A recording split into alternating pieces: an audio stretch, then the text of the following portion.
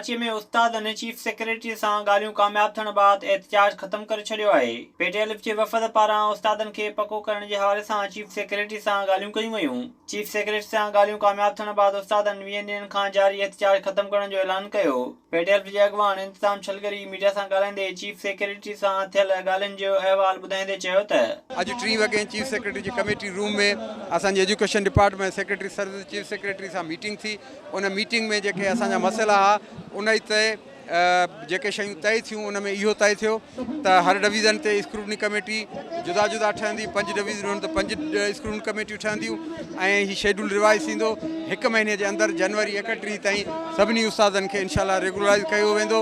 सुभाणे इन सिलसिले में जेके बि थोरियूं पेचीदगियूं आहिनि या लॉ में या पंहिंजो कमेटीज़ में उन ई सिलसिले में चीफ सेक्रेटरी जी सदारत में सेक्रेटरी एजुकेशन सेक्रेटरी सर्विसिस ऐं सेक्रेटरी लॉ ऐं प्लस 2 नुमाइंदा असांजा उहे शरीक थींदा। विज़िट कयो अवामी आवाज़ मीडिया ग्रुप जी वेबसाइट awamiawaz.pk